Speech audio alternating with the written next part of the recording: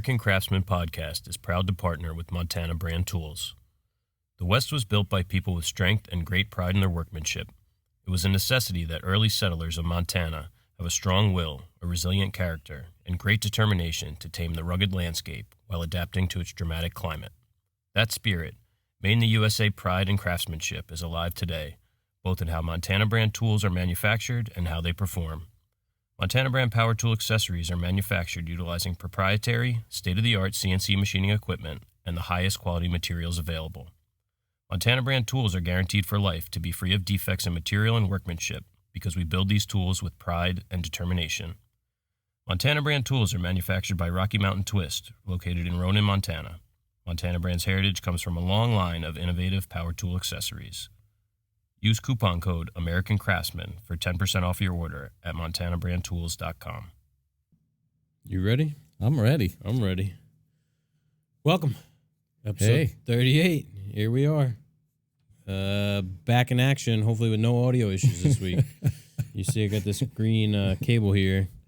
We bought these nice boom arms, and the cable was shot. It comes with a cable on the inside. This one was no good. I'm waiting to hear back from those people at Sweetwater. They told me I was a VIP. Yeah. As you know, the soldering on these Chinese-made cables is not the best. Yeah. And that's probably what failed. But, it was. We're going to have to send out a special thanks to anybody who stuck through last week's episode. Yeah, that was pretty bad, especially in the beginning. I think I added a little audio clip to the audio only version. YouTube, I just put a text over the screen. Disclaimer. The first minute there was brutal, and it was pretty bad after that. But you see, we don't wear headphones, so we don't monitor the podcast live because there's latency, and I'm sure there's got to be a way to get it to have no latency, but. It gets kind of disorienting if there's any type of latency between what you're saying and what you're hearing. So, plus I don't really want to wear headphones We're woodworkers. Yeah. We barely get this show off the road. Yeah. So anyway, audio should be good this week. What's this? I'm getting alerts. I got motion at my side. Who the hell's here? Could be special UPS delivery. Or a bird. Turning around on your front yard. Yeah, the mailman likes to... likes to spin half a donut in Jeff's front yard. Yeah, he uses the entire front yard as a driveway. When in reality... Let's see. There's grass growing there. Well, yeah. I mean, you could call it that. It's like my grass where, it's questionable. People don't feel bad about driving on it. It was a bus going by on the highway. It picks up, you got these zones on the Ring camera. Yeah. And you could put where it detects things, and it detects things outside of it all the time and sends me a notification. Anyway, you guys probably don't want to hear about my Ring doorbell. No. What do you got? Beer of the week? Yeah, beer of the week. Let me slide this mic out of the way. Don't jingle loose those solder joints in that cable. I know. Otherwise, Sweetwater. We're gonna sick you guys after Sweetwater. Ah, nice.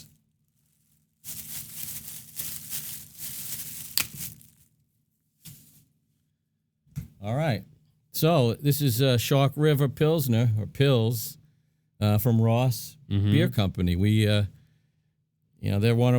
soon to be one of our neighbors. Yeah. Yeah. We just drove by the brewery that they're building.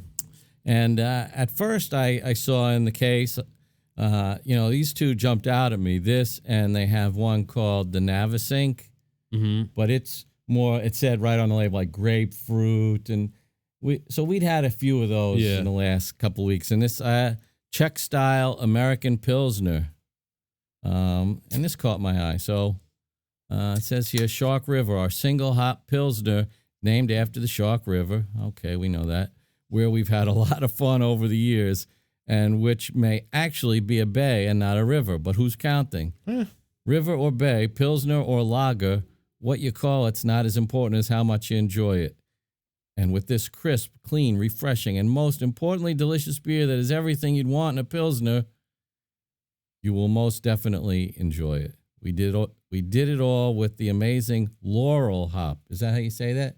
Loral? Yeah, sounds good. So it's Laurel hops, the super noble variety that makes our Czech style beer a bold American original.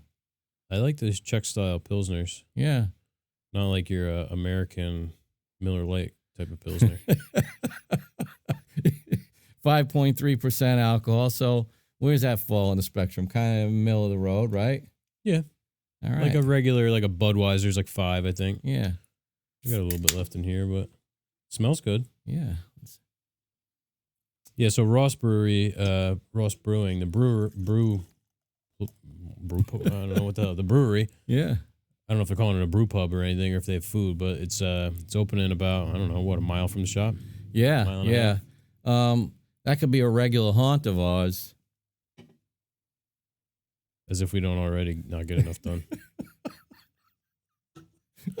Cheers. There you go. Cheers to all you. Ross, I like the color.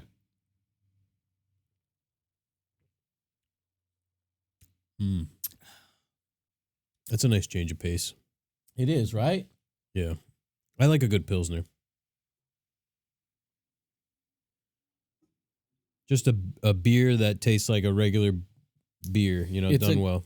Right. It's a good version of a regular beer when you think of like a regular American beer. And so I guess it's aptly named, Czech style American Pilsner.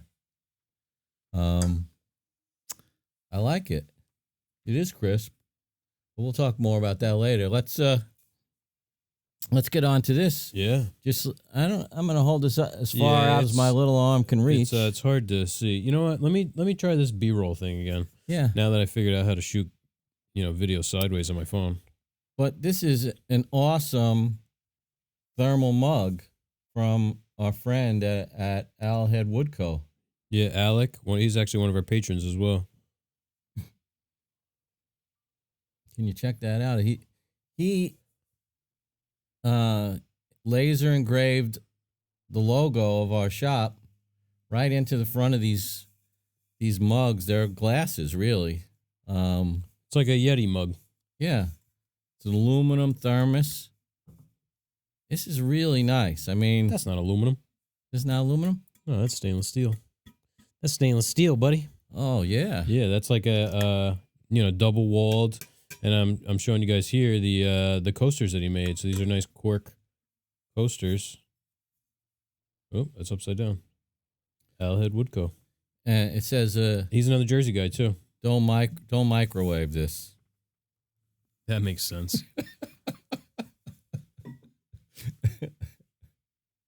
Yeah, but that was super cool and generous, I might add, of him to do that for us. And I think he's actually in the business of doing stuff like this. If anybody out there wants to get hooked up with Alec, reach out. He could do the same for you. Of course, there'll be nominal fees attached. Of course. Yeah. It's always good to promote other small locals. Yeah.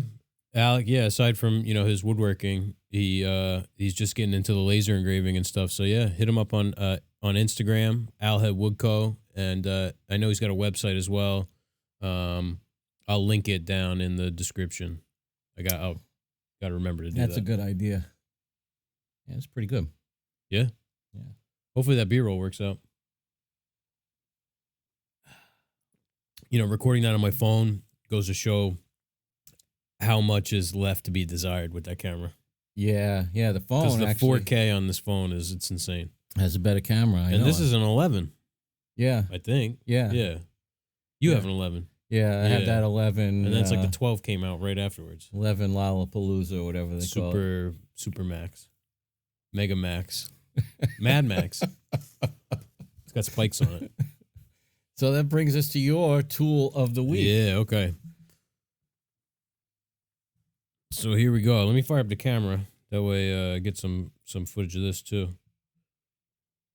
I'm super paranoid about moving the mic around now. So tool of the week this week is the Tadpole Tape Cutter. Yeah. So basically what it is a little plastic thing with a cutter on it, like you would have on like the aluminum foil. Mm-hmm. And it has a little elastic band that goes around the roll of tape, and it sits on the top. And here, you want to record? Yeah. What it allows you to do is actually, and what we did is actually press this down, but you kind of hold it like this, and you can pull the tape out and cut it. And one of the best things I like about it is, see, it leaves the tape up like that. Yeah. So it's like a real easy. It's a nice straight cut. Too. One hand doesn't tear. Yeah. So if you're anal like us,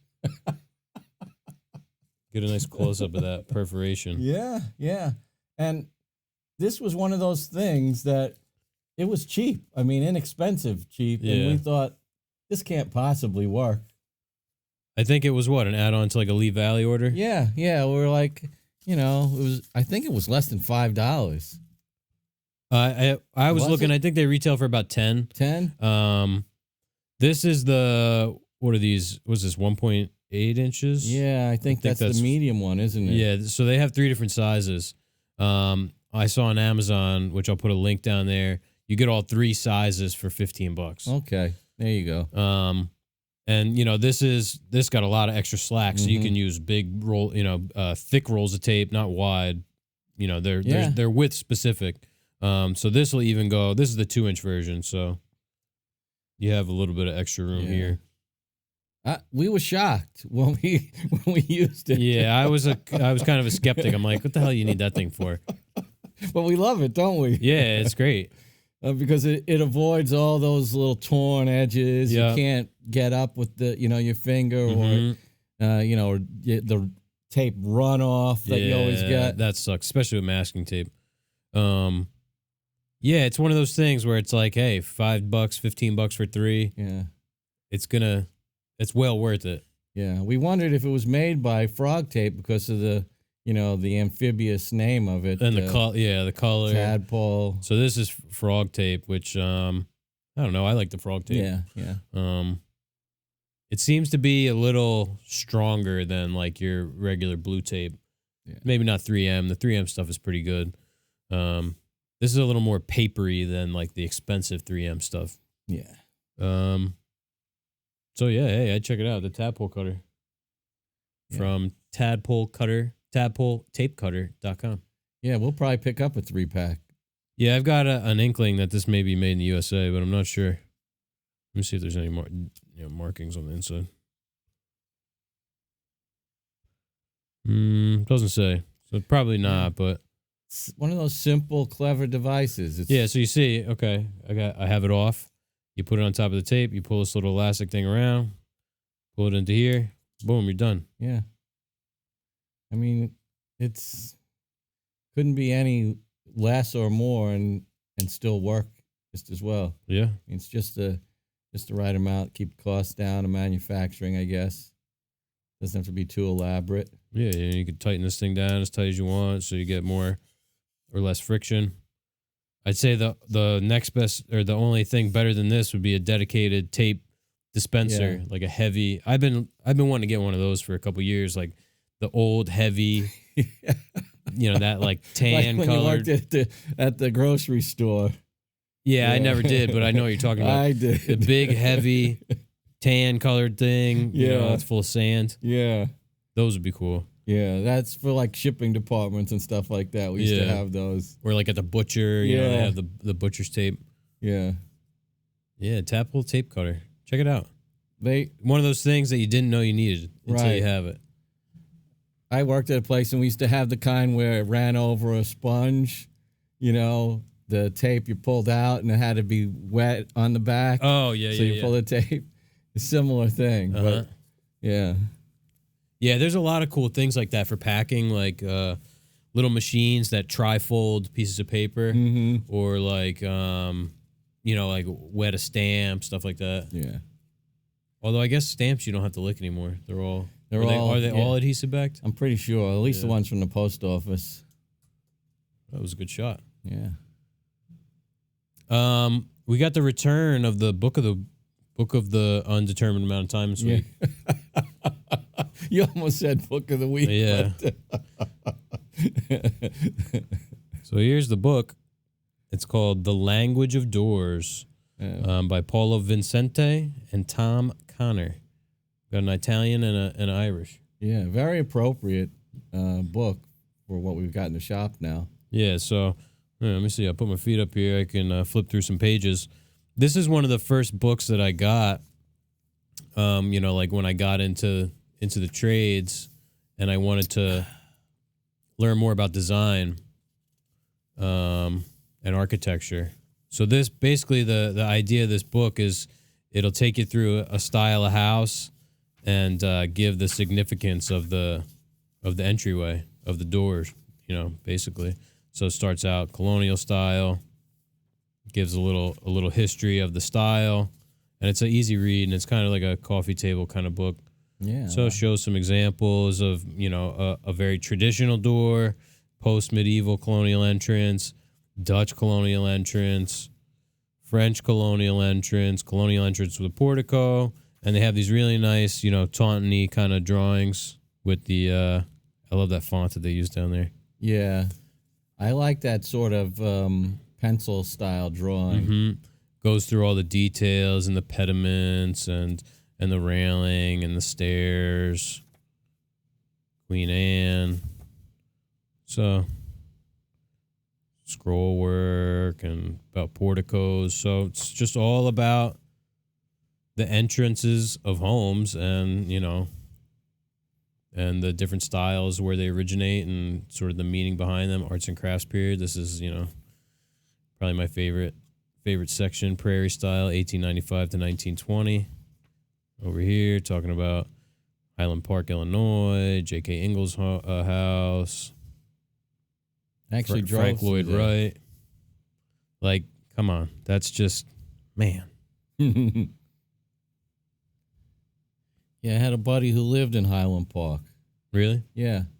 I didn't know it was home to all these Frank Lloyd Wright houses. And he said, yeah, blah, blah, blah, and we drove through. You could really see nice illustrations.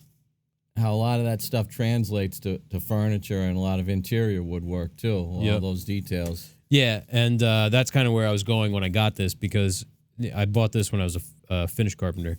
And I just was interested in knowing more about where all these motifs sort of came from. Mm-hmm. So this was a really good and easy. Look at that. Printed in Italy. Fancy. Wow. And look, it's got a test your architectural IQ on the back.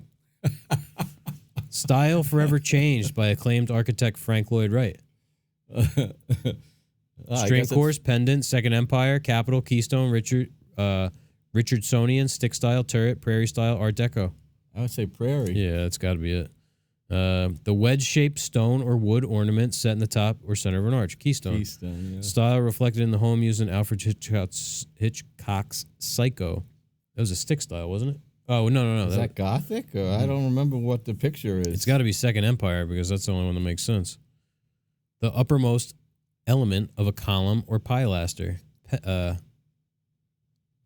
the I was going to say, Capitol. Yeah. A style that sought to proclaim rather than hide a home's inner framework. That's stick. Slender corner tower. Where is it? Turret. Horizontal band around the facade of a building that defines the level of stories. Oh. String course. Chrysler building was built in this style. Was that Art Deco? Or? Yeah. A strong masonry style that reflects the personal tastes of 300-pound architect. It must be Richardsonian. A decorative piece of turned wood suspended from a roof, bracket, etc. What are our choices? Pendant. Yeah. I was going to say a drop finial. That's what I always called it. A finial. Oh, yeah. That goes down. So, yeah, I check it out. The Language of Doors. This is a used book. I buy most of my books used. Yeah. So you can find most books, unless they're one of these like super sought after woodworking books that is out of print, like The Woodworker, I think it's called. Maybe that's not the title. It's something along those lines. I mean, you're not going to find them for less than like $80, but this, I think, you can find this for maybe $10, maybe less. So that's a bargain. Yeah. Well worth it. We've pulled this out too. We've had people call like, yeah, I have a Tudor style home and I need a new railing, and we'll pop this open, take a look. It's a good reference book too, aside from being a good read. So I like its size as well. Yeah, it's like 8x8 or something like that. You could like see yourself sitting down on the couch or in one of these nice comfy chairs. Yep. These chairs that cause us to yawn. And it's it's nice because it's a visual book too. Yeah. Like, come on, that's awesome. Yeah. I love shingle style. So that's the book of the undetermined length of time. Yeah. The Language of Doors, Paolo Vincente and Tom Connor. Book of the every other month. Yeah. Wow. I think it's been longer than that. Last one was episode 24 with John. Was it? So that's 14 weeks ago. I don't think there's a word for 14 weeks.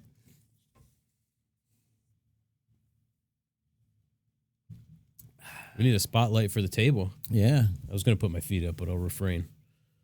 We usually save that for the Patreon section. Yeah.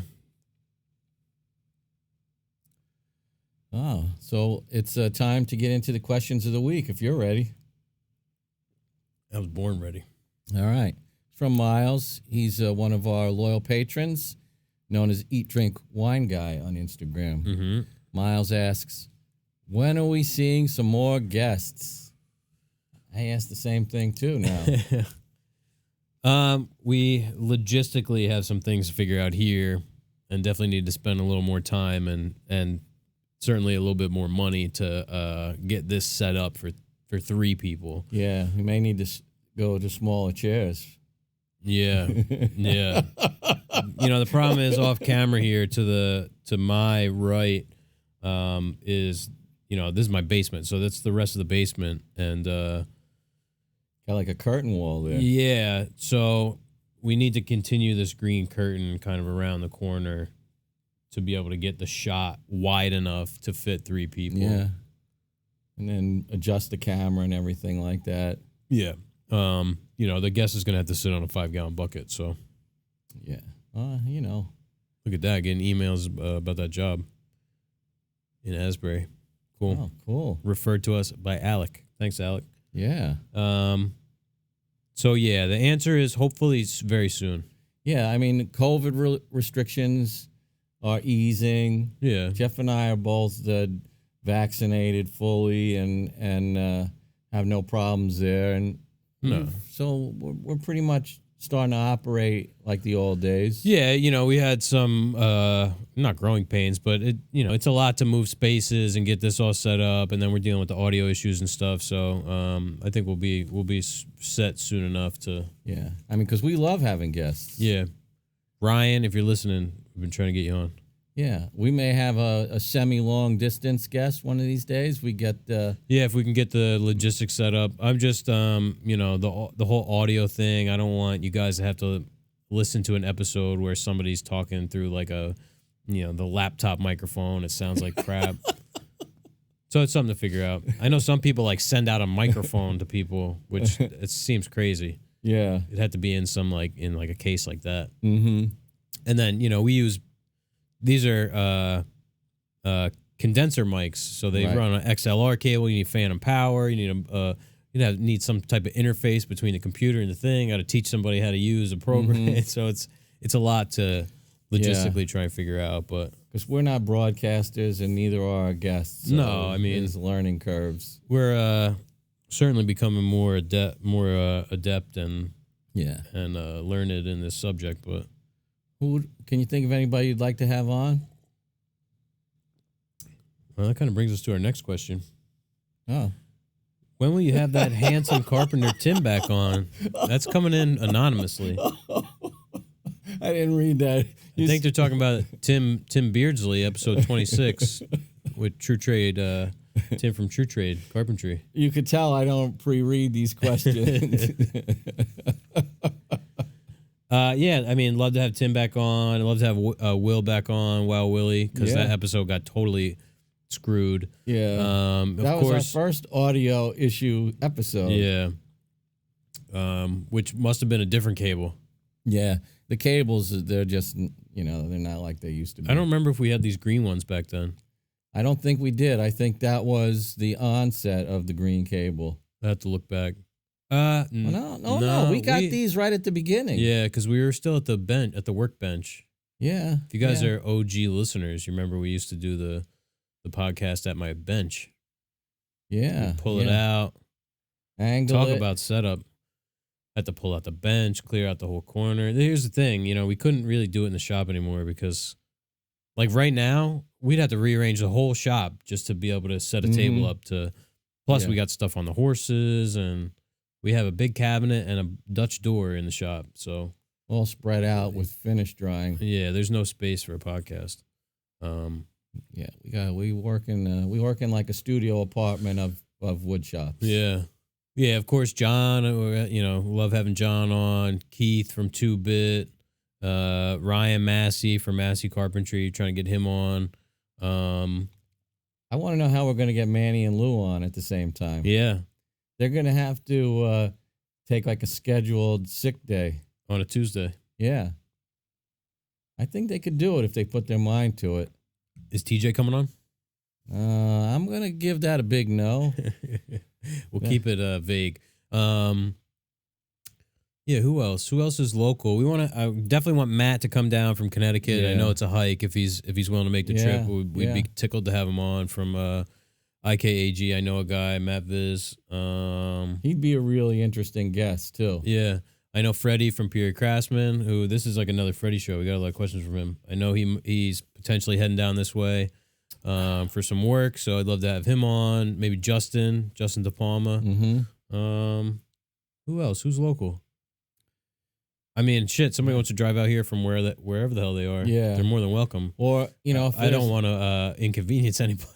Maybe somebody's traveling, like you live in Chicago. Like a drifter. No. We pick them up at the bus station. Like a grifter. No. Somebody's traveling and they have business or family things to attend to. They're passing through. Maybe we could work something out schedule-wise that way. That would be extra cool. Yeah, we had a listener reach out. I feel bad. I forget his name. He's out in, was it Colorado? I think He's got all the Felder. Yeah. He's got family in New Jersey. And, man, what a shop I know. Guy's We got. were like, who's this guy from Colorado? I don't know, but look at this shop. Yeah, man. All the Einer, shaper accessories and stuff. He's got, man, one hell of a shop. Yeah, we were pretty awestruck. Yeah. Because he was doing, and humbly so, doing a tour of his shop. And we were like, Felder, big, large format Felder CNC with the conveyor belt to dump parts off of it and stuff. Yeah. So, really impressive setup. Yeah. And, I'm sure doing a lot of good stuff out there. Mm-hmm. If you guys watch the podcast, let me know if you see any difference. I don't know how the export quality, if that's going to change, but I switch editing programs because iMovie has been like I don't know what the hell happened with it. Yeah. So I'm using DaVinci Resolve now, which is like a more professional kind of editing software. But yeah, we'll hope for the best there. Yeah. I forgot where we were in the podcast for a second. That was some anonymous listener. Question. Yeah. I wonder if it was a anonymous female. Could listener. be. It might be that one woman that actually listens to the podcast. We do have one woman listener. Yeah. And she wants to know when Handsome Tim will be back on the show. Yeah. Hopefully not too long. Speaking of women in podcasts, you remember, what's her name? I forget. Natural Carpentry on Instagram. She actually runs a framing crew, I believe, up in Canada. We met her in Vegas. Oh, at the fine home building thing. Yeah. She posted yesterday a clip from a podcast, and these guys sounded Canadian, and I mean, they were saying some kind of foul stuff about heckling women on like a job site, and I just thought it was pretty shitty, and just stupid, to put that out, for the world to hear. Well, not everybody's that clever. Yeah, has put it in somewhat of a trade like cliche, not the sharpest tool in the shed. In the shop. And unfortunately, some people actually think it. Yeah. And so, I mean, that's not us. We won't digress too far into it, but that's just not the way we see things. So you want to? Yeah, let's get into these questions because we got a 2-pager today. It's been a while. We're gonna have to, I think, kind of interpret this in our own way. This is from Kevin M. Jameson on Instagram. What's more important, hard work or the right work? Yeah, that's as I was scanning that, I wasn't sure what it meant. Do you have a take on that? Like they're almost the same thing for us. Yeah. Well, I think maybe what he's getting at is, what's more important, that you're always just doing your best at whatever comes your way, or are you picking the right work and doing it the best way? I see. Are we tackling jobs just because they're difficult and taxing and challenging, or picking jobs that suit us and they're the right job for us? Or maybe yes. I mean, see, I don't know what he means, what he's getting at, but the way I interpret it, like, is it more important to just work hard on anything that comes your way, or is it more important to pick the right work that you want to do or you think is good work? Like as long as you're working hard, doesn't matter if you're just like stapling together boxes, or is it more important to do the right work, which is whatever you take that to be, whatever our real specialization is. Well, I mean, we've always worked hard, whether it's at Greene Street or, in our previous vocations. I think that's kind of hardwired into you or not. Yeah. People are either workers or they're spending all that energy and effort and time trying to figure out how to get out of work, which is always the irony, isn't it? So we're hard workers individually and together. And I think we like picking the right work. Yeah. We don't always have a say in that. And sometimes we can steer the direction of a job that comes our way. Yep. And that's always kind of a moving target too, what the right work is, because what's right for us today isn't going to be right for us possibly in a year, because we'll have read something or seen something, maybe been inspired by somebody else's work and said, I want to try something like that. Right. Yeah. Hard work is, you definitely always have to do hard work no matter what you're doing.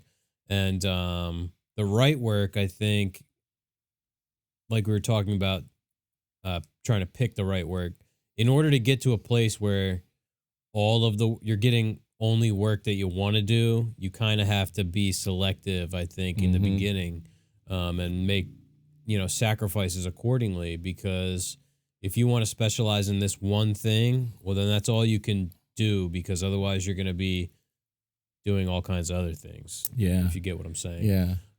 Like we could build a deck. Right. And that's hard work. I don't want to do a deck. And because we did. Then their friends are calling me to build them decks. Well, I don't want to build decks. Yeah. Maybe I had to build a deck because that's the only work that we had to do. Because my house needed one. Yeah. But yeah, you have to do the work that you want to do. Right. If you want to do that kind of work. Yeah. We'll do whatever we need to do on occasion.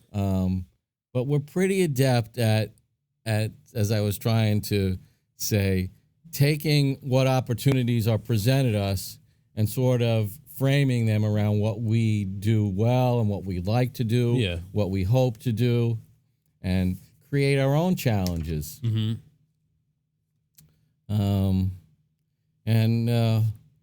So all work's not created equal. No, that's for sure. You know what I think of when I think of us making that deck? we have a little, was it a 3-yard container or is it a 6-yard? 3-yard. Yeah. We cut up the deck. Now, Jeff really led this thing because he had the most experience doing this stuff, and he just is a take charge kind of guy like that. He cut up the old deck in portions that would fit right inside the dumpster container. Now, it's clean. It's, a construction dumpster.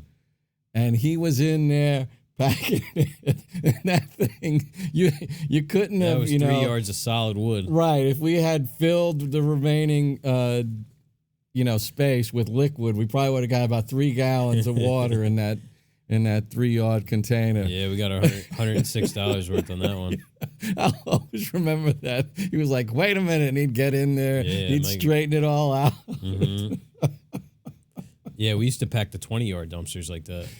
I don't know. The truck probably groaned when it picked up our little 3-yarder. You could fit half a house in a 20-yard dumpster if you pack it right. Yeah. So you took us to school on that that day. That was great. Yeah, that we put that up pretty quick. Yeah. Took it down and put it up in just a couple days.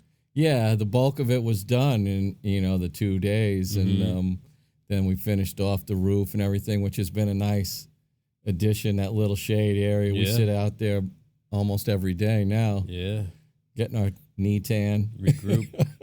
That's where we do our regrouping. Yeah, just partial regrouping. We can't regroup totally. No. So, Kevin, I hope we answered your question. If you have more direction for us, let us know. We can hit it next week. Definitely. We got one from Freddie here. Oh, Freddie, _craftsman on Instagram. This is a good question. When should you fire your client? Well, we try and never get in the position where we have a client that needs to be fired. We've been lucky enough to be able to vet people to the point where they don't turn into a client that we have that much of an issue with. I don't know. What would you say is if we were to run into the situation, what would be, an instance that would cause us to fire, quote unquote, a client? Wow. I mean, now as opinionated as we are, and not in a terribly bad way, just like we have our ideals and things like that. That's a good thing. Right. We're pretty easygoing when it comes to the clients. Like we know how to handle ourselves.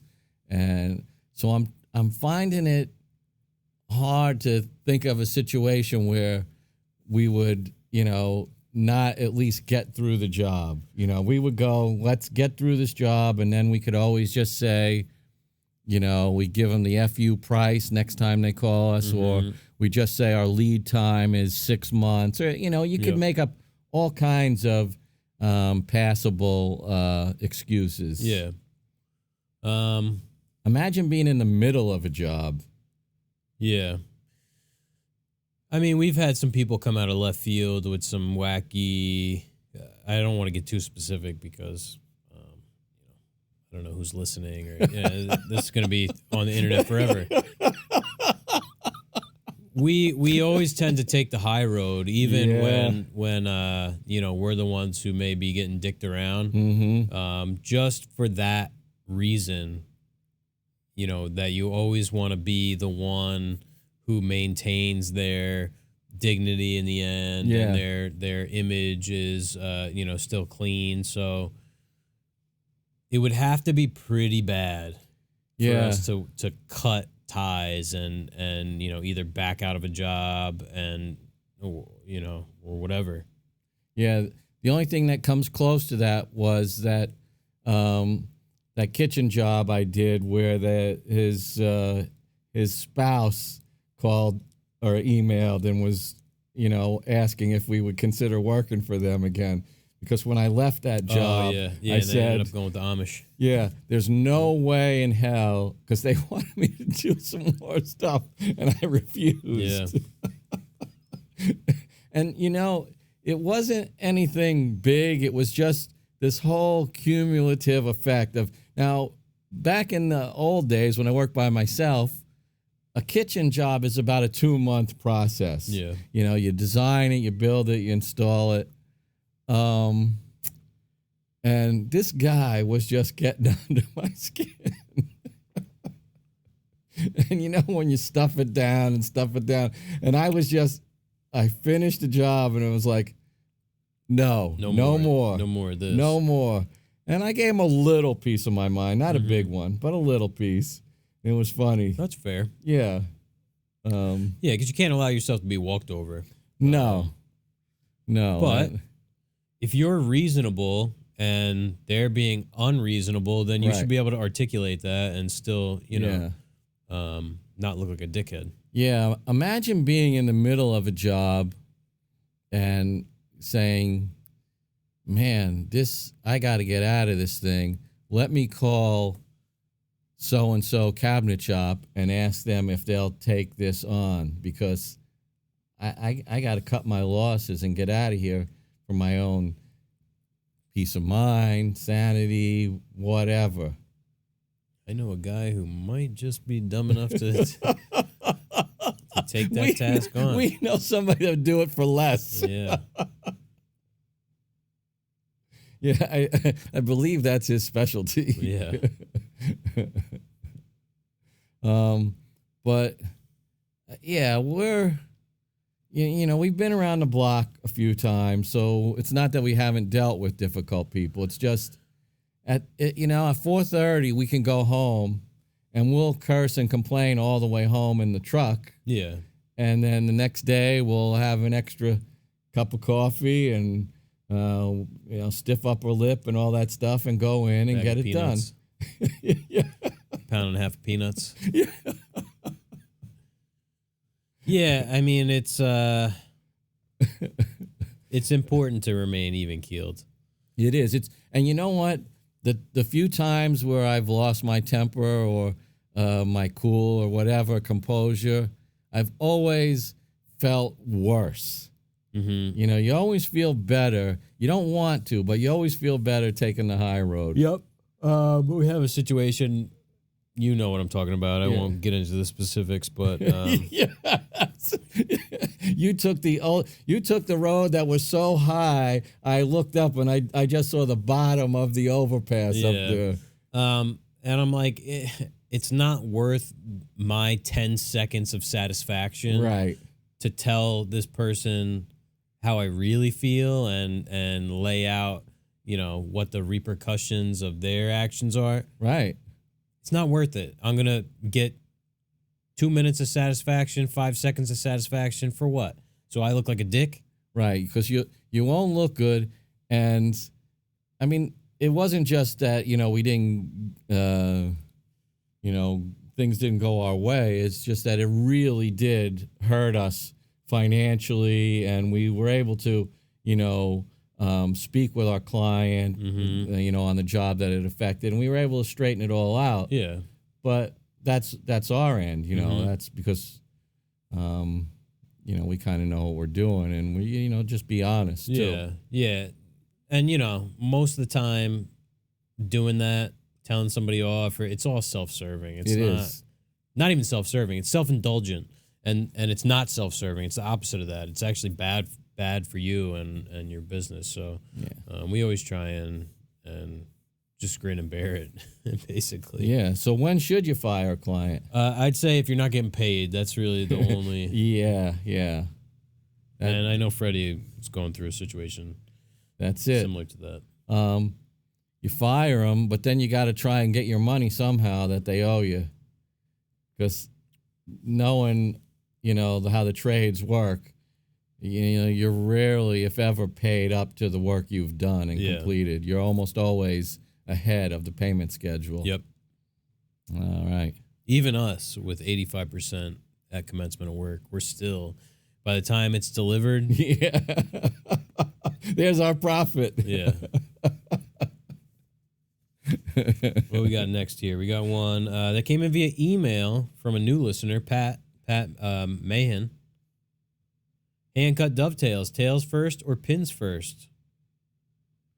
Well, honestly, we don't cut them by hand. No. I've done it in the past on 2 or 3 jobs. Way back in the beginning, part of it was the challenge. part of it was the job was so small that it could merit that sort of thing, like an end table with one drawer. Yeah. One time I had to do it because remember that bowed front thing? Had a bowed front, so I had to do it because I didn't know how to make my jig work on curved drawer fronts. Yep. That's fair. So it was the lesser of two evils. Mm-hmm. Just make them extra long and then trim the ends. Yeah, I've only done hand cut for stuff for myself. Yeah. And just as like practice BS cut. Like my bed's got the corners are big, chunky hand cut dovetail. That paper towel holder. Stuff like that. Like I've only hand cut maybe a dozen hand cut joints and nothing crazy. I always cut the tails first, but I know there's a good case for cutting the pins first. Yeah. I've cut the tails first because that's how I learned through the few books and videos, and then I find it easier to trace them out and cut them that way. And if you watch like the super pros do it, they make it look easy no matter what their method is. Oh yeah, don't even square the lines. They just and you humbly walk back to your bench. Lay out the tails by eye. Yeah. Cut them. Chop out the waist and then just lay it on top and cut the pins where they fall. It's one of those things where you got to cut a lot of dovetails there's a confidence factor there too. Yeah, maybe you don't have to cut that many to get proficient enough, but if you want to be if you want to hand cut dovetails professionally, like mix it into your professional work, you have to do it a lot. Yeah. And we just, we got a hard time getting paid to make them with a router. Yeah, we have a Keller jig, and it makes a really nice size through dovetail, and I have it set up, like it's been for years and years. And I can cut, a tail or a pin board, in one pass, which, what does it take? Half a minute, another half a minute to change out the board, flip it around. So one board probably takes about 2 minutes. Yeah. It's hard to beat that because even though I could do that operation quickly, making the drawer box is far from being done. That's almost the fastest part of the operation. Yeah. Yeah, and you don't have to stop and check fitment and stuff. Everything is just already fit. Right. You're never going to get triangular pins with a jig. It's just not possible. Yeah. You're always going to have a flat spot because, the bit needs to be, wide enough to get in there. So yeah, it's a compromise between speed and look. Yeah, I think the Keller is a nice compromise. I had the lead jig, which did the variable spacing. I found there were some real fatal flaws in that system, aside, from how thick that instruction manual was. Too many moving parts. It just led to some tiny inconsistencies that multiplied themselves. Yep. The Keller is cheap and super repeatable, and the thing that is the kicker on it, and I wouldn't even use it if it didn't look good. The final drawer box really looks good. Yeah, it's a nice looking dovetail. I hate the half blinds. I really do. Especially those little stubby ones that the machines make. Like hand cut half blinds look great. But those machine cut standard drawer boxes that everybody's got in their kitchen, I hate the way they look. They look so fugazi to me. Like I don't know. It's because also they use that 5/8 and they got little material. Stubby. Yeah.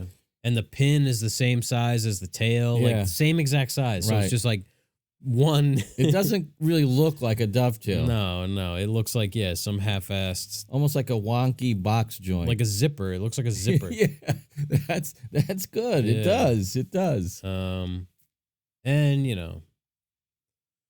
not to despair. If you're making them yourself with that's still fine. Better than buying them. Right. We're just opposed to the mass production. Yeah.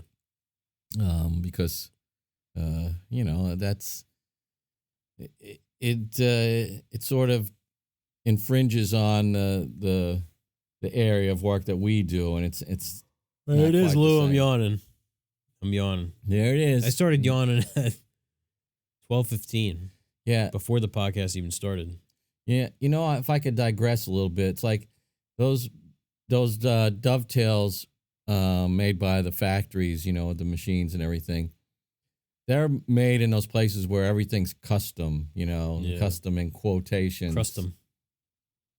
Today we passed a landscaping truck that custom landscaping. Yeah. Where it's just, again, not to sound mean or disparaging, it's just a guy cutting the grass, which is an honorable profession. It's just what's custom about cutting the grass. They'll cut your from left to right, right to left, and front to back, whatever you want.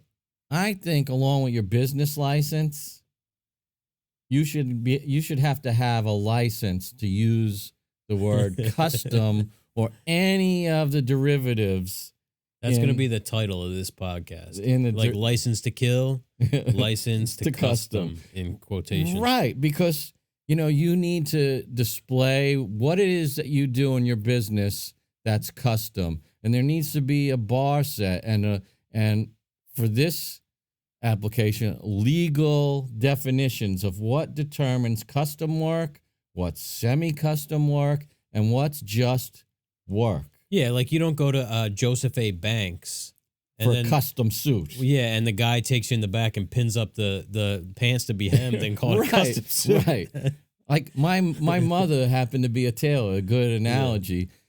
She made a suit by making a pattern on some guy that came in and pinning pieces of paper onto them. Yep. And then they pick out the fabric and she cut it out, chalked it all out. The line, everything. Yeah. 3 buttons, 2 buttons, what kind of lapel. Yes. Yeah.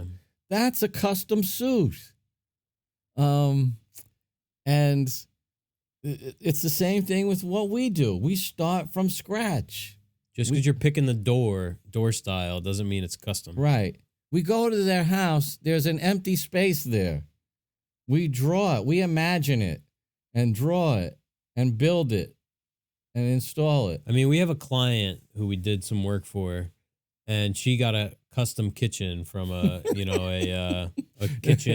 like a kitchen factory. It's like a design place, so and so kitchen and bath. It's so far from custom, and she's getting fucked. Yeah. 6 ways to next Tuesday. It's so far from custom, they can't make her a single drawer. An 18-inch drawer. Yeah, 18-inch deep drawer. So it's so custom that they didn't know that the gas line was going to be in the way of the drawers under the cooktop. Right. Then what's custom about it? You sent a 24-inch deep 3-drawer base. Yeah. A regular 3-drawer, 36-inch 3-drawer base. And this is going on for 6 months. And this is a big, expensive house. Yeah, you're talking over $1 million. Oh, yeah, they lost the crown molding, and now they can't get it because the factory shut down. So they're a custom shop, and their factory supplier that wherever it's coming from in Indonesia or, Jakarta, can't get them their inexpensive supplies. Yeah. Yeah, so, wow, that was some digression, wasn't it? I don't even remember what the question was. We're talking about dovetails.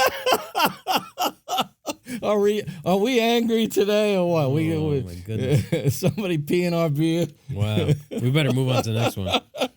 It's from our buddy Manny. This one we should have pondered on. Do you guys have any unusual or non-traditional techniques or processes that are used in the shop? That's from Manny, one of our patrons and good friends, Too Many Mistakes on Instagram. Well, I don't know. Basically everything I do, I learn from watching like New Yankee Workshop. Yeah. Or bumping my head against the wall 3 or 4 times. Like, to go back to the dovetails, I remember cutting my first dovetails and then looking at the 2 pieces and going, how the hell do these go together? Exactly. How does this go together? I remember cutting my first dovetails on a job site as a finish carpenter on a piece of 1x6 pine, finger jointed pine, white prime pine. while I was waiting for material to show up. Like I had nothing to do. I was at a standstill, and I cut this jacked up like three tails and was that be 4 pins? 5, 4, 3, 1, 2, 3, 5 pins. Yeah, the halves on the outside. Yeah. Man, it was effed up. You should have saved it. Yeah, I have a picture of it somewhere. But you know, the other thing I didn't know about dovetails, like I didn't know which side of the wood. Like I didn't know you had to use like the wood oriented so that the end grain was facing up when you cut it. You know, I thought, well, what if I wanted the wood to be oriented, you know, wrapping around sideways? Couldn't I cut the dovetail in this way, you know? Yeah, there's a lot to learn out there. You had 2 pin boards. Yeah, exactly. Like, these aren't going together. So can you think of anything that's non-traditional? Well, I mean, I think we're more traditionalists than non-traditionalists, like the way we edge glue up boards and everything like that. Yeah. We typically aren't using any kind of... we're not using 12 dominoes every foot for edge glue up? Yeah, we don't use biscuits and dominoes. We just kind of joint it and glue it up and go with it there. We use breadboards. I know there's stuff. I can't think of anything off the top of my head. You know, everything that I do at least is a ripoff of something somebody else did. I mean, everybody. It's like music. There's only so many chords. It's all been done. So we're ripping it off of somebody else. Whether it's traditional or not, I don't know. I'll say that, like, whenever I do breadboards, I went to the domino instead of using, I used to do the long tenon, like the full tenon, and then pin it in the middle. Yep. And let the outsides fly. But then the domino, so that's really a non-traditional thing. It's definitely a modern tool with a modern twist on an old-fashioned it's definitely a loose tenon thing. One of those time-saving techniques. Yeah. Where you're able to incorporate something like that into a job. Yeah. And the router jig for the dovetails is another. Yeah. I mean, it's a typical thing nowadays, but it's a non-traditional. Yeah. Isn't it weird? Unusual in all capitals. It doesn't look like a it doesn't look like a word. Yeah. Too many U's. Yeah. Unusual. Can't think of anything else. Let's see. Well, I mean, sometimes we got a stink bug in the studio. Sometimes that stuff is predicated by the tooling in the shop. Yeah, you know. But we've got I'll say like making shaker doors on the table saw. That's kind of unusual. Yeah, most people do that with a shaper or router table. Now that we've got a shaper, we're really gonna, start leaning on it. Yeah, because we did that big Dutch door, and it made quick work of it. Yeah. We were like, wow, man, we could do this. Yeah. Whoa. What do you do, fly into the light? Look at him. Where'd that bastard go? I don't know. Does every region of the country have a stink bug? Or is it just the Northeast? There he is. You got him. They aren't the swiftest of creatures. No, they're not. I feel like they've kind of died down a little bit. Oh, man, remember? Yeah, they were bad. He's kind of there writhing on the table. We'll let him suffer that piece of crap. Like they were everywhere for a while. Like you'd pull a book off a shelf, there'd be like 3 of them in there. So, yeah, I think for us, it comes down to some of the more modern tools that we have, possibly. Yep. Unorthodox. I don't know if we do anything that's unorthodox. I think we do, but it's just so normal to us that we don't. we wouldn't know until somebody schooled in the old ways came in and said, "What the hell are you guys doing?" If we think of it, we'll text you, Manny. Yeah. It's a good question, though. Oh, Freddie, period craftsman on Instagram, asks again, do you guys mainly do shop work? What's the quick answer there? Yeah. We wouldn't leave the shop ever if we didn't have to. That's right. Our dream is to one day have an installation crew. I think this year we've been out of the shop. We went on. We went to Did we go Easton. to Samir the first time? No, that was last year. That was last year. First time. So we went to Samir's to install. Mm-hmm. Did we install at Sandra? This year? No, I think that was last year. For the mantle. Oh, for the mantle, yeah, I think we did. Yeah. So 1, 2, let's say half a dozen times. Yeah. In 6 months. We went to the church. Yeah. So maybe more like a dozen times. So we're good for like twice a month leaving the shop, and these are days, like 12 days total. And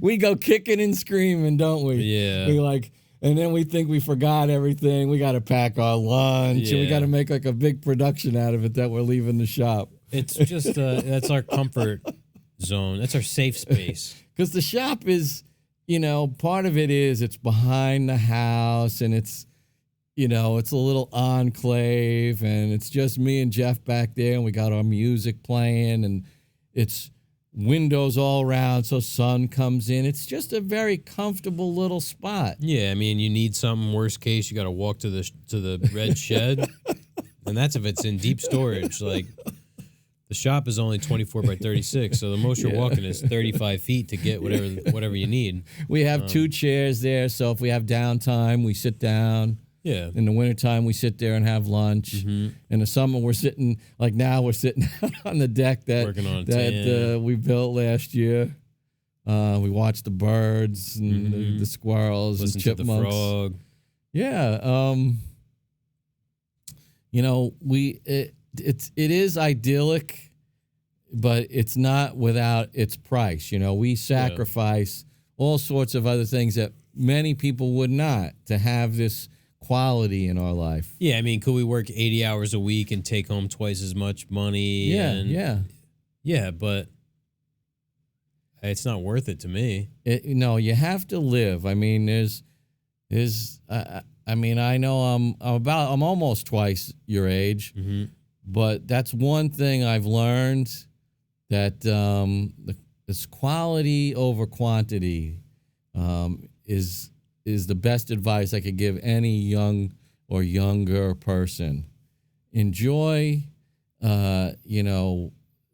being, and want less stuff, and you're going to be cool with it all. And learn to be content and not always be trying to be happy, because happy is a temporary thing. You can't be happy all the time. Yeah. Contentment is more important than happiness. I like that word, because if you're chasing happiness, chances are you're never going to get there. You're never going to catch it. No, that's it's an unattainable goal to be happy 24/7. Yeah, so then happiness loses its meaning. Yeah, you're right. Then you're unfulfilled, I guess. Yeah. Yeah, because what's more than that? Right. So, and we've all experienced going to work every day at a job that just robs your soul. Mm-hmm. And that adds up, because, a typical job, you're 40 hours a week there, and maybe even more, maybe 45 if you're not getting paid for lunch and shit like that. Yeah. And then you got to commute. If you're commuting even a half an hour, that's another hour. You're looking at 50 hours of your waking time. Answering emails on the weekend, and it's just not worth it. For your 2 weeks paid vacation. For what? Yeah, exactly.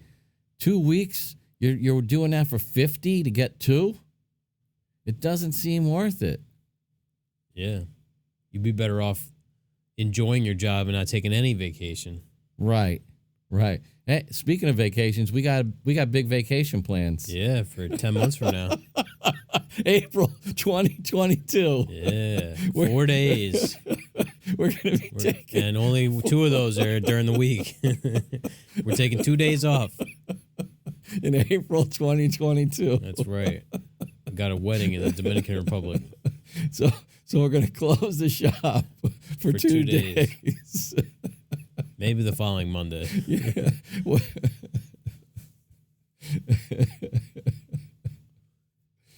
So I'd rather work. I'd rather work than take time off. Right, because we're not killing ourselves. No. And when we work hard, we feel good at the end of the day, don't we? I mean, it's like, wow, we really... I feel bad when we don't work hard. Yeah. You know, we look around, even if it's days where we're just jointing and planing 200 board feet of stock to prep for a job. You know, we get it done, and then we look around at everything all stickered up, and it's just a good feeling. That the next day we're going to come in, we're going to start, you know, sizing some boards. We have things picked out for, like, what do you want to work on? Well, let's do the doors, you know, or let's build this carcass over here. Yeah. Yeah, that's like now while we're in this like hurry up and wait situation, which is, it's coming to the tail end of that. Trying to get this cherry cabinet and the Dutch door out. It's killing me because it's like there's not enough work to do. Yeah, we run a lot of errands and kind of clean up some loose ends here and there. Yeah, and just really, you know, work through the thing slowly and diligently. But yeah, it's nice to have a good workload and have to be able to get a big chunk of something done. Yeah, we'll be up against it soon enough. Yeah, well, yeah, these people better stop dragging their feet. Because time waits, you know. It's going to be like sitting on the couch and then all of a sudden be asked to go into the game. Yeah. There'll be a couple of days. There'll be a couple of days of shock on the system for us. Oh, yeah. Yep. We'll warm up with Junior's bed. Oh, yeah. Yeah. Oh, yeah, I'll be starting that tomorrow. It'll give us something to do, occupy us, and, you know, because we'll get those doors hung, and after the doors are hung, everything else will fall into place. Yeah. Dog's doing gymnastics up there. He's doing yoga. Yeah, he's probably on the goddamn couch. We're an hour and 5 in. We better get moving on some of these questions. What do we got here? So we mainly do shop work, Freddie. Yes. Yeah. 95%. Yeah. I have an important customer, my wife, that wants an outdoor dining table this summer. The table will sit on a covered porch with almost full sun from the south-facing area of our porch. No rain, but a lot of Nashville heat and humidity. What's my best option? Gleam, talking about Total Boat Gleam, milk paint tongue oil and reapply often. Epiphanies. My fear with a solid finish is sanding when it starts fading or peeling. Any help would be appreciated. It's from our buddy Alex Mitchell, ALM Woodwork on Instagram. Yeah. Well, I mean, my first thought is if he's not afraid to reapply, that kind of opens things wide. Yeah. You know, that milk paint outdoor tongue oil. Yeah, the what do they call that specifically? I can't remember. The outdoor finish. It's got more like like an exterior pitch resin or something. It's got pine resin in it. Yeah, and zinc. Yeah, and that would be my recommendation, only because it's the one I'm most familiar with, and I would feel comfortable saying, if you're ready to do the work, there's not much that could happen that's bad there. Yeah. You know. Like peelings and all that other stuff. That's not going to happen with this finish. Yeah, like if you're comfortable with a small amount of regular maintenance versus a large amount of less frequent maintenance, I would go with a penetrative finish. So whether that's tongue oil or teak oil or Danish oil, whatever. Epiphanies, I've been hearing about that. I don't have any experience with it or really know anything about it. You know, the Gleam seems like a good finish, but... I mean, we put 7 coats on that thing. Yeah. And 9 on the panels. I do know of people who have had issues with it with a lot of sun exposure, like an unprotected an unprotected opening that's getting a lot of sun, which makes me wary of sort of that application. And yeah, if you don't want to have to really sand it and refinish, that's what you have to do with those type of finishes. You have to scuff the whole thing and, recoat 2 coats, whatever, 3 coats. I'd if it's getting so much sun, I'd be afraid of anything that's like a film type finish, anything that's sitting up on top, because eventually it's going to fail, and you're going to have to redo it, and it's a lot more work then. Yeah, I mean, every outdoor finish is going to fail. Right. Yeah. I mean, every finish is going to fail. I just mean no, I'm agreeing with like you. that crackle or whatever. It's a different kind of failure than the tongue oil, which is just going to start showing some wear. Yeah. I would go with the tongue oil, that exterior tongue oil, and I would love to hear how it holds up over time and let me see through the weather. Can you pull that up? Pull that up, Jamie. Yeah, there you go. Nashville heat. I guess that's why they got the Nashville chicken. The Nashville heat. It's got the fiery kind of spice, pepperoni on top.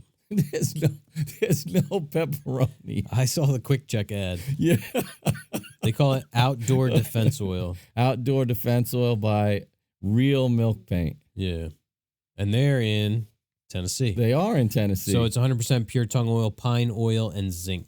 Pine oil, cool. Yep. Did you know that pitch pine is where we got the term pitch black?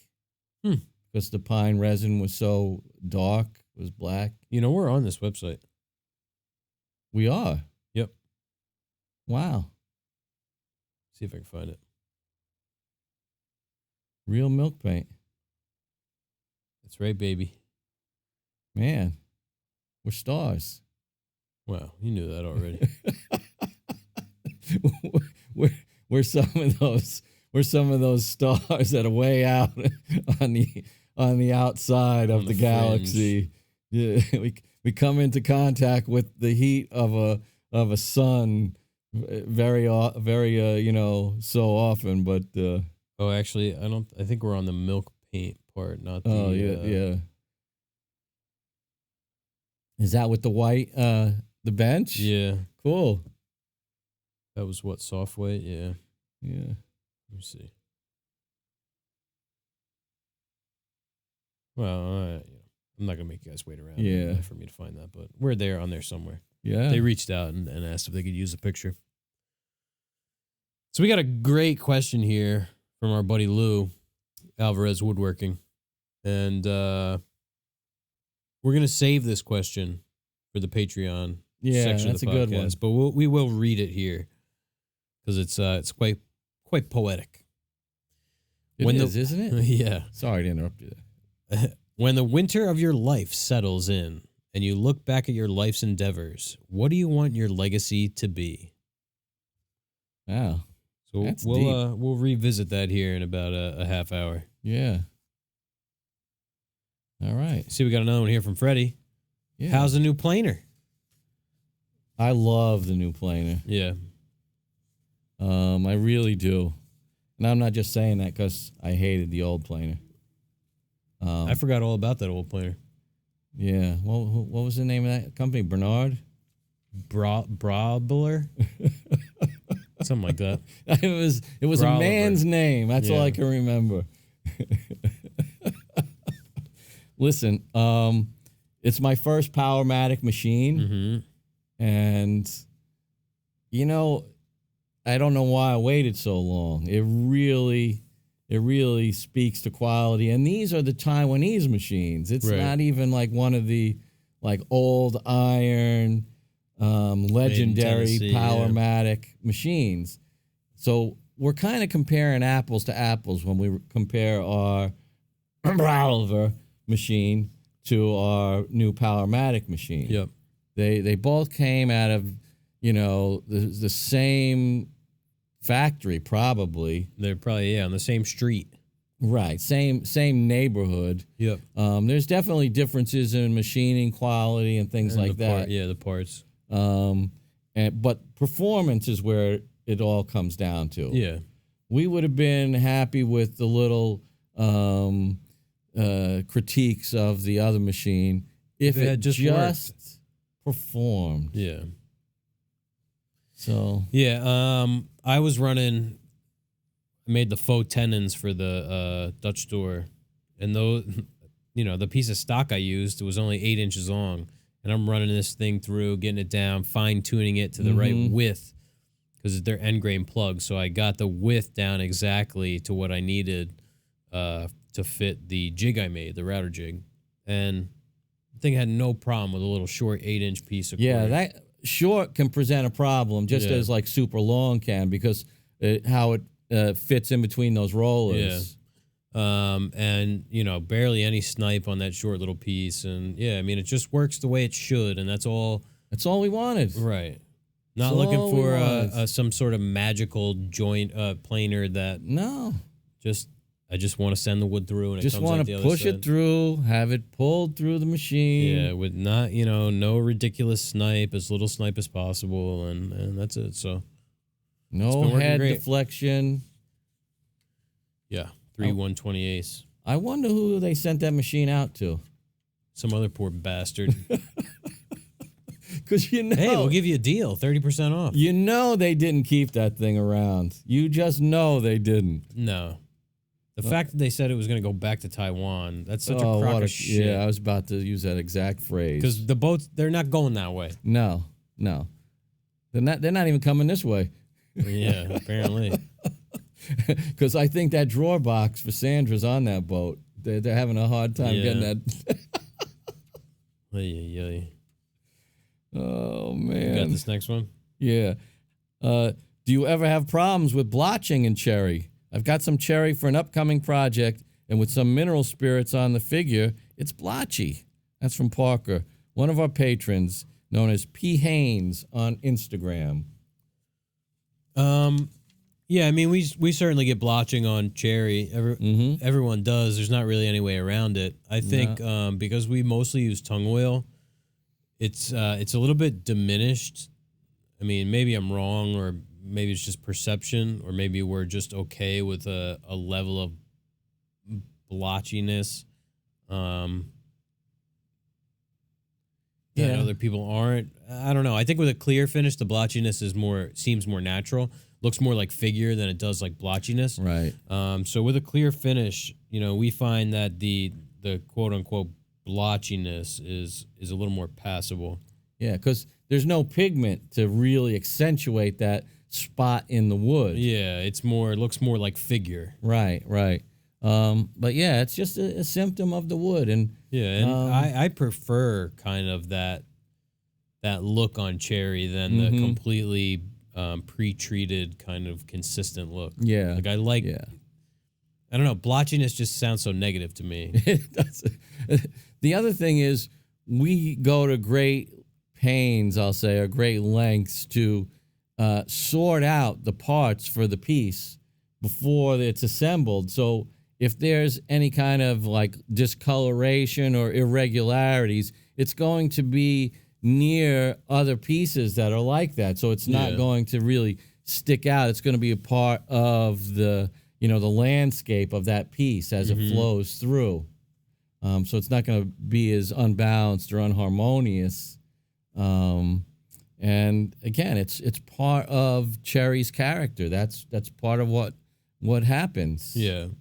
Yeah, I mean, it's definitely not passable on like things like fur, stuff like that. Like the blotchiness looks bad to me, but in cherry specifically, to a certain degree, I don't mind it. No. I'll say that that Rubio on the cabinet. Now has what color was that? Royal. Now that has plenty of pigment in it, and it seemed to, I want to say, cover any irregularities. It's kind of like a flat finish, so it kind of like flattened everything out. Yeah. I think, you really run into the issues with like a oil-based stain and it just takes differently on the different areas. Like end grain compared to face grain and edge grain, and and just like those areas that are prone to blotchiness, like something like you put Minwax on there, stain, it's not going to look good. But something like tung oil, is going to look better than that. Yeah, except for the requests from people to create certain color palettes. I don't think you can really beat just tung oil on cherry. Yeah, that's really the way to go. All right, you want to read the next question from our friend Jordan? Yeah. Maybe it's already been a topic, but any work injuries? Got my first real one 2 weeks ago after doing this for 15 years. Middle finger in the joiner. Woo! From Jordan. I want to say Hawbucker or Hawbaker. That looks like a Hawbaker. I should know this by now, but because we know Jordan for a while now. But Jordan Hawbaker on Instagram, and Jordan sent me a picture. He took the tip of the middle finger off, a little bit of bone too. Oh God! He kept his nail bed though. It was joining a short piece, kicked back, took basically the lower portion of the tip off with some bone. Holy shit! Oh man, I cringed when you read that. He posted a couple of pics on Instagram. Thank God, no injuries to speak of. Early on, I didn't have the same respect for the bandsaw as I do for the other sharp objects in the shop. Because the bandsaw spins slowly, and I don't know why. I did.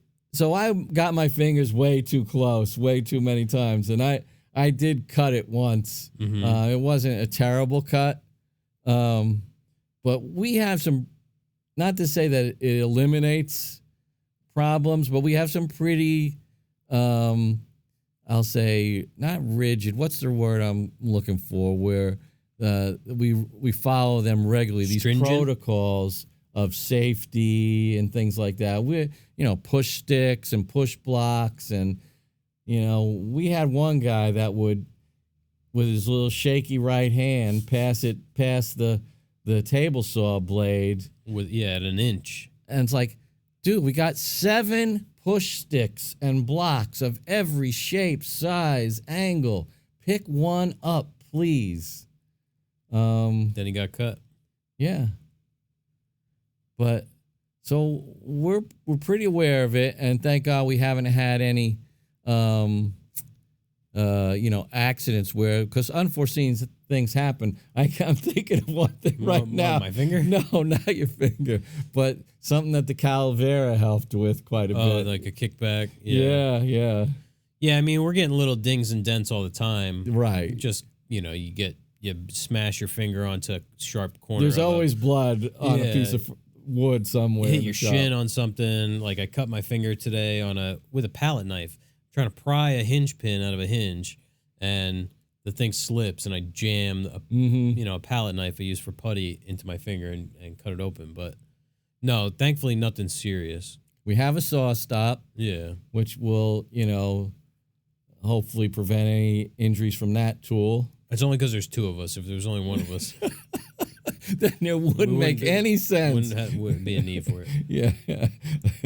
Thank God we found each other, so we could justify that saw stop.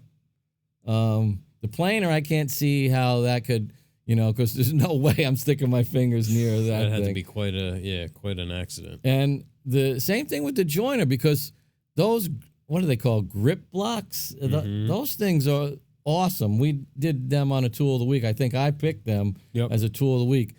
I love those things. There's no way really, you could injure yourself if you religiously use those things. Yeah, I mean, like when you're joining edges, you can't really use them. Yeah. So I could see, I mean, there's always the potential. Right. You could sleeve could get pulled into the planer. I mean, anything's possible. You just always got to be on your toes and thinking about, one step ahead. Yeah, I mean, I pinched my fingers on like the drum sander before. Yeah. So, just got to be aware. Makes me think about like in the days before I had a car, I rode motorcycles. I didn't own a car, so I was on my bike constantly. And you always have to be aware of everybody around you. And you kind of drive like this. You're very good. It's always mirrors, mirrors, mirrors. What's the guy up ahead of you likely to do? What's going on up there? Testing traffic conditions. So that's the way you got to look at your tooling too. It's like, what could possibly happen? Yep. Not what is likely to happen. And push sticks are your friend. Yeah. Right? Yeah, don't joint short pieces. I mean, we've all done it. Yes. Oh, God. But yeah, it's not worth it. That's why I got that, that big orange one. It's kind of cumbersome on the table saw, but it's got that V in there. That's what I always use if I'm going to do like an edge joint on a short or a narrow piece, because I can kind of drive it into the fence at the same time as passing it. So yeah, knock on wood, no injuries, no major injuries, just lots of little ones. Yep. Dings and dents. Yeah. And this is from Brian, Great Point Woodworks on Instagram. Oh no, I'm sorry. I skipped one. Matthew. Child Ducati on Instagram. Hey, Dewey Desmo. I wonder what you're riding there, Matthew. Let me know. Would you say your podcast is geared more for the professional woodworker or for the hobbyist too? I'd say it's for anybody who is, wants to be better and learn, and that's the only criteria. I mean, that's what we're about. So I think that everyone that's listening is sort of following in tow. If you're not complacent to where you are, then you probably fit in, with the topics at hand. Yeah, I'm gonna say, because a lot of what we do is answer the questions from the listeners. That kind of steers the topics. Jeff and I are not that far away from being hobbyists. Is in time and everything. So we remember what it's like to be sort of a novice. I mean, there's hobbyists out there who've been doing this longer than we have. Yeah. You know what I mean? Right. And we're professionals because we earn our living from it and we study it, but there are hobbyists, people who just do it on the side that are doing exquisite work. Way better than what we do. And a lot of, our limitations are because we're professionals. Right. Can't take a month to build a chair, one chair. No. Or a year. There's no money in that. So we have to, balance those things. I think your answer was great about just wanting to grow and learn. And because I don't really know if there's a distinction. Maybe we throw around phrases and talk about machines and things like that a hobbyist might not have been exposed to. Yeah, and we definitely touch on some business aspects of, running a business. Yeah. But I think it could be relevant to anybody. Yeah, exactly. So, Brian, I guess, you have a company. I'm back. Sorry, Matthew, Ciao Ducati. So maybe you're a hobbyist or a professional. A lot of guys that write to us, identify on Instagram as having a company name of some sort. Yep. But if there's anything that you want to hear about, let us know. Maybe he owns Ducati. Oh man, then I would. I never owned a Ducati. But when I was out in California and I rode, I had a Triumph. I actually had a 95. It was the first year that Triumph came back into America after Hinckley bought the company. And our buddy worked at Marin Cycles, which was the Ducati and Triumph dealer. And they also were the BMW dealer. So that's where I bought my Triumph. And we used to go up there, and of course, we get to test ride all the bikes all around, up and down Highway 1 in Marin County. So So, and I was a proud member of the SFMC while I was out there as well. So I rode for a while with the Sons of Anarchy. I've been around Ducati and lusted after them for quite a while. I've considered getting another bike. It's tricycle. Here in Jersey, it's not the same thing. It's not, I'm a spoiled California rider, and here it's just I'm not like a stoplight to stoplight kind of guy. It just doesn't thrill me, riding in straight lines on the pavement and cranking my motor and doing that sort of thing. I need to get out, hit the curvies, and have some fun that way. So let us know what you're up to, Matthew. We'd love to hear from you on that aspect of your woodworking. Who's this one from? Brian. Great Point Woodworks on Instagram. Do you guys have long-term plans or goals, or just work together until you don't? Yeah. I like that phraseology. Well, yeah, we haven't really spoken about it in clear terms, but obviously our age difference is going to create some sort of transition plan. Yeah, where I retire, semi-retire, whatever. It'd probably be something like that, depending on like one day you just like stop returning my texts. You just stop showing up. No. Yeah, it's something that we would have to plan out, because that's just what's necessary. My dream is, of course, to build the business during my productive time here to the point where it's not an encumbrance at all, where Jeff can choose his assistant, his next partner at his leisure, and maybe I can transition into some minor role or what have you. But that point will come one day.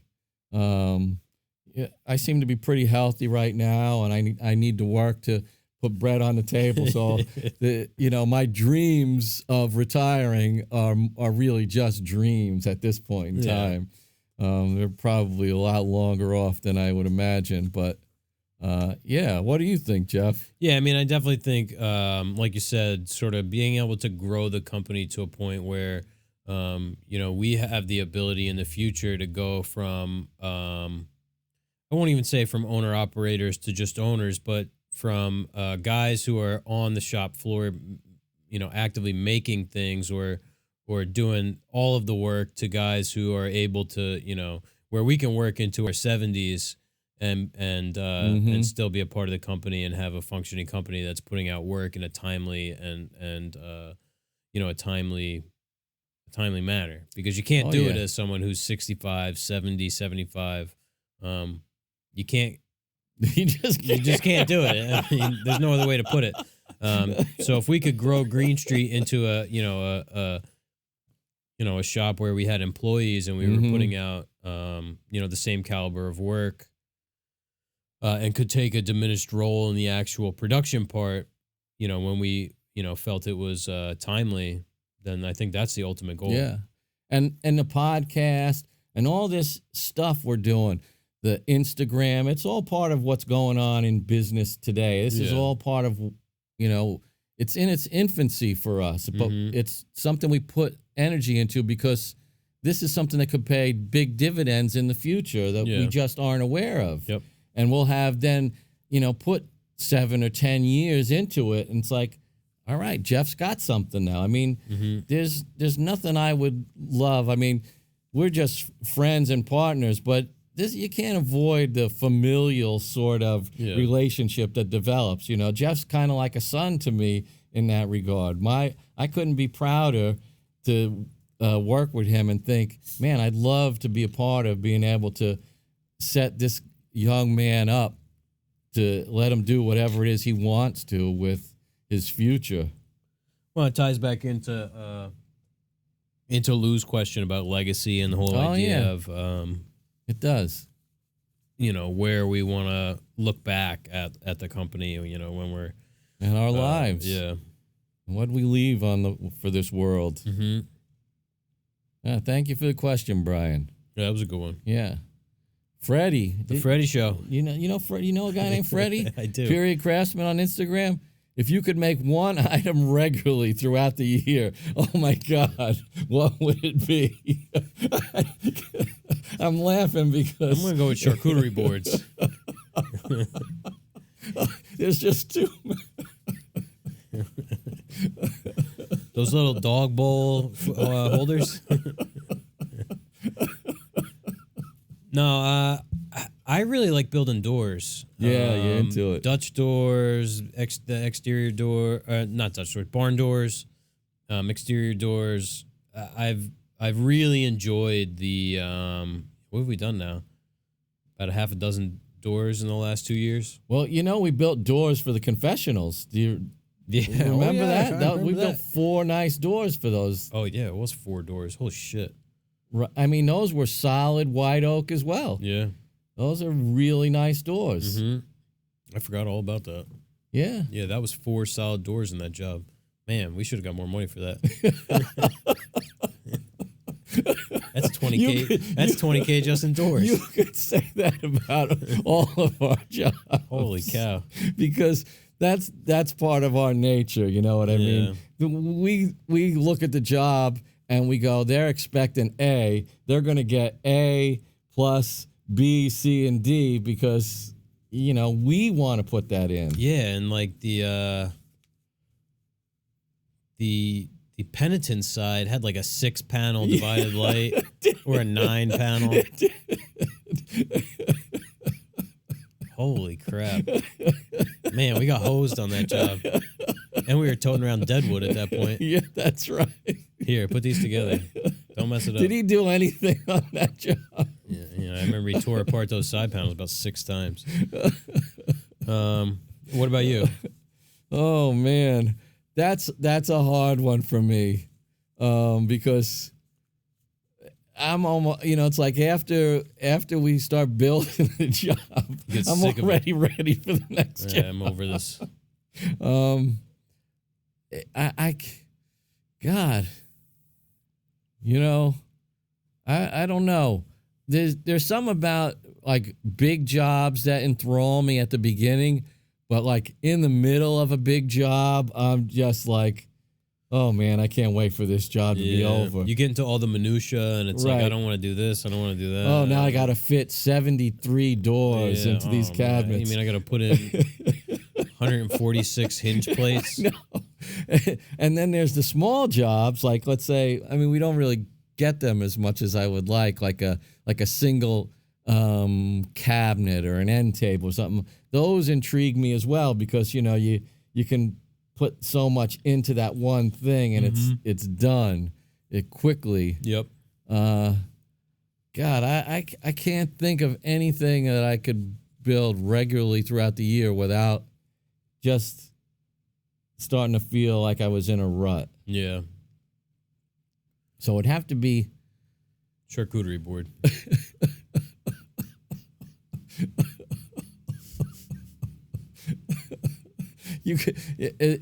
Could you imagine sanding all that nonsense with a Black and Decker?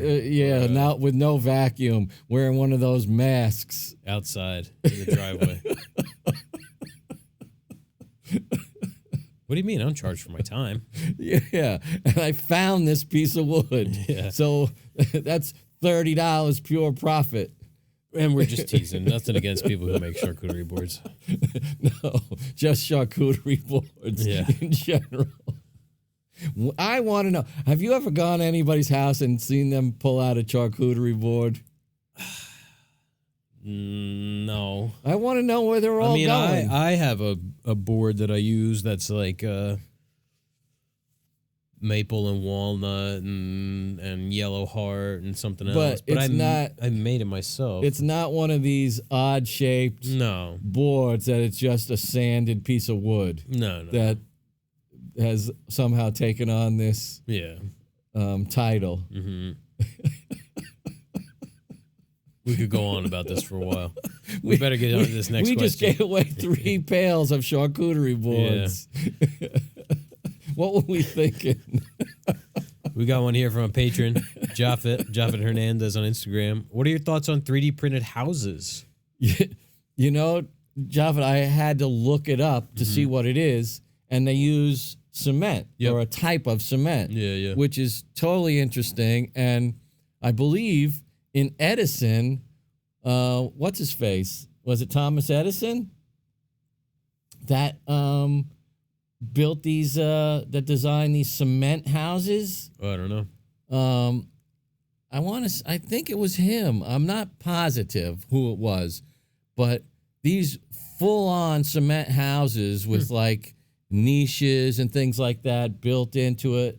You know, all the inner walls, everything cement, like a poured cement home. It was his idea to do this as a way to quickly make quality homes that didn't cost a lot. And I guess this is a modern take on that. Yeah, I don't know a whole lot about the whole thing. I knew that they're made out of concrete. I definitely think it's a cool idea, you know, having, a 3D printer, and we used to have two ourselves. It's definitely a concept that I find very interesting. I think it probably leaves a lot to be desired in terms of, aesthetics and stuff like that. I guess, the inside can maybe get finished with, drywall and stuff like that, like a normal house. But I think it's something that over the next maybe 10 or 20 years is going to get more and more feasible as a real means of production. Yeah, I just did a quick Google search, and it was Thomas Edison. It was about 100 years ago. Well, he did this, and in Edison. Yeah. And like, where else was it? Menlo Park? That's where his like lab was. Yeah. I guess with 3D printing, it could allow you to like make chases for wires and things like that more readily, because that's really part of building a nice space. You don't have all these wires and the plumbing and all that stuff. I wonder how they would handle that. Well, I'll say I know one of the pitfalls of regular 3D printing is you can't print in midair. Because you need support underneath of the printing material. So I don't know how they make floors. Like, how do you make a ceiling? Right. So is it for walls only? I think that'll, you can print support on a 3D printed item, but that has to be broken off after the fact. Yeah. So is it the same kind of idea with that? I mean, I wonder how they handle like the plumbing pipes and things like that. Yeah. I don't know. It's interesting. Yeah. I mean, we're intrigued. That's what we'll say, right? Yeah, absolutely. All right. Got our last question here. All right. Do you guys like finishing with pure tongue oil? If so, what's your routine? That's from Al About It on Instagram, one of our patrons. Thank you, Al.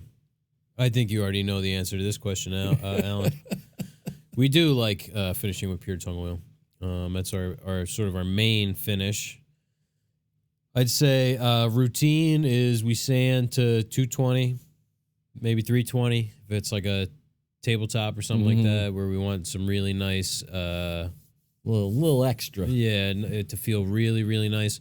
And we do a coat every 24 hours, and say 3 coats is sort of the bare minimum. Yeah, we like those white Scotch Brite kind of pads. Yep. Those are great for scuffing up. Well, not really scuffing up, but buffing up. Yeah. A nice soft sheen.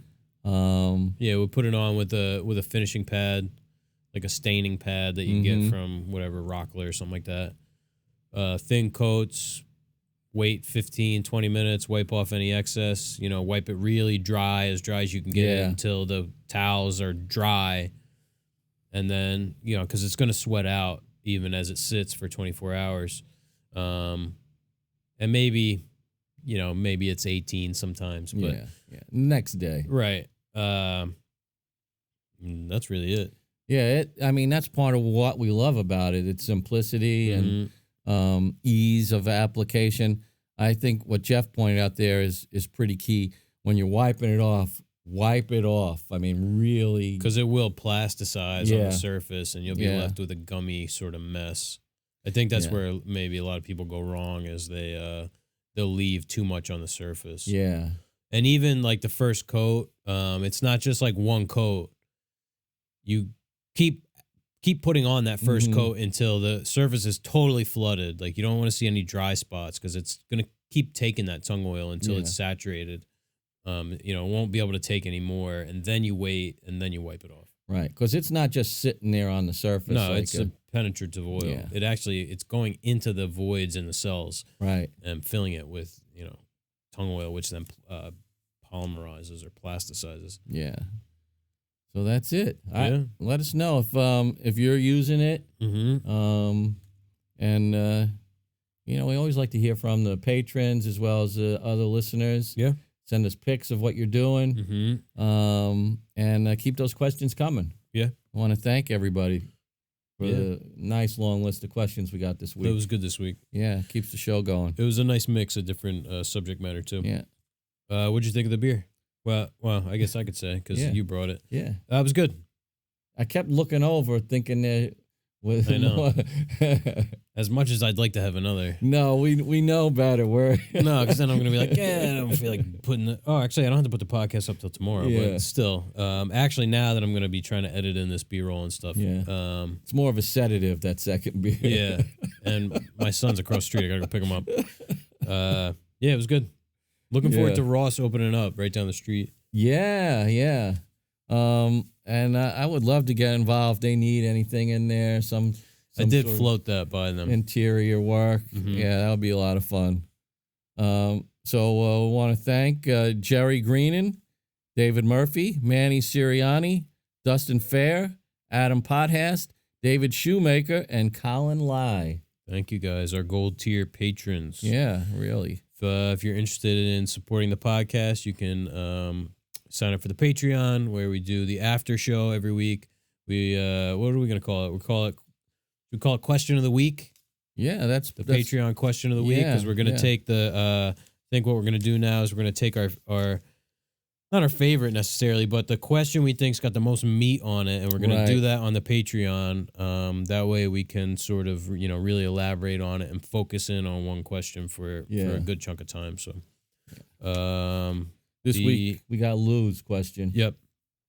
The tool of the week, the beer of the week, the book of the undetermined amount of time will be in the description. And I got to remember to link Alex's Instagram page and website to that. So, yeah.